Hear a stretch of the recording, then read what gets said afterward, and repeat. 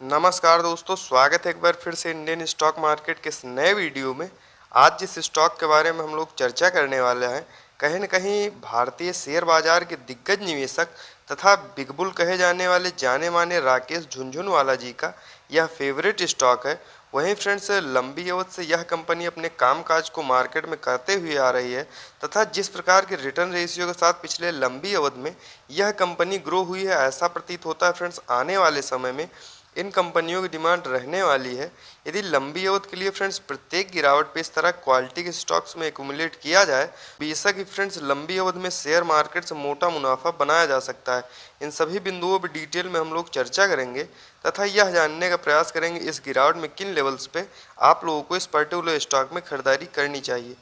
वहीं फ्रेंड्स, यदि सबसे पहले कंपनी की बात की जाए तो टाइटन कंपनी लिमिटेड के नाम से यह कंपनी अपने कारोबार को करती है। वहीं फ्रेंड्स, यदि एनएसई की बात की जाए तो टाइटन के नाम से यह कंपनी मार्केट में लिस्ट है। यदि इस गिरावट में फ्रेंड्स करंट प्राइस की बात की जाए तो 1930 रुपए के आसपास यह पर्टिकुलर स्टॉक अभी इस गिरावट में ट्रेड कर रहा है। वहीं फ्रेंड्स, यदि हम लोग मैक्सिमम का चार्ट देखते हैं तो आप लोग देख सकते हैं लंबी अवधि में बेशक ही यह कंपनी अपने निवेशकों को मोटा मुनाफा बना के दे चुकी है। पिछले 20 से 22 वर्षों की बात की जाए तो 20 से 22 वर्ष पूर्व जिन्होंने भी इस कंपनी में निवेश किया था, उनके पैसे को यह कंपनी 451 गुना के आसपास कर चुकी है। तो कहने का तात्पर्य फ्रेंड्स, लंबी अवधि में जिस तेजी के साथ यह कंपनी ग्रो हुई है, आगे भी फ्रेंड्स इन कंपनियों में इसी प्रकार की तेजी रहने वाली है, इसमें कोई दो राय नहीं। वहीं फ्रेंड्स, यदि पिछले 5 वर्ष में रिटर्न रेशियो की बात की जाए तो 262% के आसपास शानदार रिटर्न रेशियो के साथ यह कंपनी ग्रो हुई है पिछले 5 वर्षों में। वहीं फ्रेंड्स, यदि पिछले 1 वर्ष की बात की जाए तो इस गिरावट के बावजूद भी 10.94 10 से 11% के आसपास शानदार रिटर्न हम लोगों को देखने को मिल रहा है। लेकिन आप लोग भी जानते हैं इस साल के शुरुआत से ही मार्केट लगातार गिरता जा रहा है। तो क्या फ्रेंड्स इस गिरावट में इन पर्टिकुलर स्टॉक में लंबी अवधि के लिए खरीदारी की जा सकती है? इन सभी बिंदुओं पर हम लोग चर्चा करेंगे।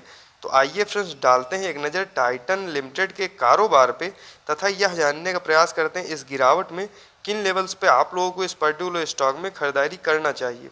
आगे आने वाले समय में इसी प्रकार से इन कंपनियों की डिमांड रहने वाली है। वहीं फ्रेंड्स, यदि इस पर्टिकुलर स्टॉक के टेक्निकल्स की बात की जाए तो आप लोग देख सकते हैं करंट टाइम में 1,72,355 करोड़ के आसपास मार्केट कैप निकल के आ रहा है। तो कहने का तात्पर्य यह एक लार्ज कैप की कंपनी है तथा करंट प्राइस की बात की जाए तो 1941 रुपये के आसपास इस गिरावट में यह पर्टिकुलर स्टॉक अभी ट्रेड कर रहा है। वहीं यदि फ्रेंड्स हम लोग हाई लो देखते हैं तो 2768 का हाई लगाने के बाद 1662 का लो लगाने के बाद कहीं न कहीं यह पर्टिकुलर स्टॉक अपने लो के आसपास अभी जो है ट्रेड कर रहा है।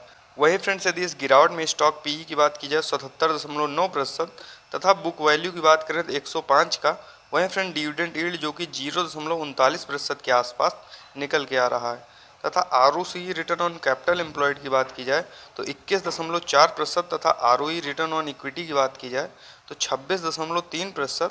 वहीं यदि फेस वैल्यू की बात करते हैं तो 1 की निकल के आ रही है। मान लीजिए स्वाभाविक है आगे चल के ये कंपनियां और ज़्यादा ग्रो होती हैं तो जो भी इसके शेयर धारक तथा निवेशक होंगे उनको यह कंपनी लाभ प्रोवाइड करेगी। वहीं यदि इस गिरावट में चार्ट की बात की जाए तो आप लोग देख सकते हैं करंट टाइम में यह पर्टिकुलर स्टॉक अपने 200 डीएमए से काफ़ी ज़्यादा नीचे ट्रेड कर रहा है। तो वैल्यू इन्वेस्टिंग के साथ फ्रेंड इस समय इस पर्टिकुलर स्टॉक में खरीदारी करने के लिए बिल्कुल सही समय है। आगे फ्रेंड्स विभिन्न बिंदुओं पर चर्चा करते हुए हम लोग यह जानने का प्रयास करेंगे इस गिरावट में किन लेवल्स पे इस पर्टिकुलर स्टॉक में खरीदारी करनी चाहिए। वहीं फ्रेंड्स, यदि क्वार्टरली बेसिस पर नेट प्रॉफिट की बात की जाए तो आप लोग देख सकते हैं पिछले क्वार्टर के अपेक्षा इस क्वार्टर इस पर्टिकुलर स्टॉक में काफ़ी ज़्यादा कमजोरी देखने को मिली है क्वार्टरली रिजल्ट में। तो इसके वजह से भी फ्रेंड्स यह पर्टिकुलर स्टॉक लगातार टूट रहा है। दूसरा फ्रेंड्स, यदि मुख्य गिरावट की बात की जाए तो मार्केट प्रेशर की भी वजह से ये कंपनियां काफ़ी तेज़ी से जो है लंबी अवधि से नीचे तथा टूटती जा रही हैं। लेकिन फ्रेंड्स आगे आने वाले समय में लंबी अवधि की बात की जाए तो साल दर साल इन कंपनियों का परफॉर्मेंस काफ़ी ज़्यादा सही है। क्योंकि यदि फ्रेंड्स ईयरली बेसिस पर नेट प्रॉफिट की बात की जाए तो लंबी अवधि में फ्रेंड्स ये कंपनियां ईयरली बेसिस पर काफ़ी तेज़ी के साथ ग्रो हुई हैं तथा लंबी अवधि की बात की जाए तो आप लोग इसके चार्ट पैटर्न को देख सकते हैं, काफ़ी तेज़ी से ग्रो होने वाला स्टॉक है। तो लंबी अवधि के लिए फ्रेंड्स क्वार्टरली रिजल्ट में हम लोगों को स्वाभाविक प्रेशर देखने को मिल सकता है। लेकिन लंबी अवधि की यदि बात की जाए तो लंबी अवधि में फ्रेंड्स ये कंपनियां काफ़ी तेज़ी से ग्रो होंगी, इसमें कोई दो राय नहीं। क्योंकि पिछले यदि पूर्व डेटा की बात की जाए तो काफ़ी तेज़ी से ये कंपनियां ग्रो हुई हैं और आगे भी फ्रेंड्स जब भी मार्केट रिकवर होगा इन कंपनियों की डिमांड इसी प्रकार से रहने वाली है। तो लंबी अवधि के लिए फ्रेंड्स आप लोग भी इस गिरावट में यदि इन कंपनियों को चुनाव करते हैं तो बेशक लंबी अवधि में आप लोग शेयर मार्केट से मोटा मुनाफा बनाएंगे। वहीं फ्रेंड्स यदि इस गिरावट में शेयर होल्डिंग पैटर्न्स की बात की जाए तो मार्च 2022 के क्वार्टर के अनुसार आप लोग देख सकते हैं 52.90% के आसपास प्रमोटर्स की होल्डिंग तथा 18.40% के आसपास एफआईआईज, वहीं फ्रेंड 10.21% के आसपास डीआई तथा गवर्नमेंट के स्टेक की बात की जाए 0.16%। वहीं फ्रेंड्स यदि पब्लिक की बात करें तो 18.33 के आसपास काफ़ी अच्छी खासी क्वांटिटी में बने हुए हैं। वहीं फ्रेंड्स यदि हम लोग पिछले क्वार्टर से तुलना करते हैं तो आप लोग देख सकते हैं प्रमोटर्स उसी क्वांटिटी में बने हुए हैं तथा एफआईआईज की बात की जाए तो पिछले क्वार्टर की अपेक्षा इस क्वार्टर थोड़ा बहुत बिकवाली की है। वहीं फ्रेंड डीआईआईज ने भी इस पर्टिकुलर स्टॉक में थोड़ा बहुत बिकवाली की है तथा पब्लिक की बात की जाए तो उन्होंने इसमें खरीदारी की है और गवर्नमेंट फ्रेंड्स उसी स्टेक में इसमें बने हुए हैं। तो आगे फ्रेंड्स आइए एक नज़र डालते हैं इसके चार्ट पे और यह जानने का प्रयास करते हैं इस गिरावट में किन लेवल्स पे आप लोगों को इस पर्टिकुलर स्टॉक में खरीदारी करनी चाहिए। तो जैसा कि आप लोग देख सकते हैं फ्रेंड्स हम लोग आ चुके हैं चार्ट पे। यदि करंट प्राइस की बात की जाए तो 1941 रुपये के आसपास यह पर्टिकुलर स्टॉक अभी ट्रेड कर रहा है।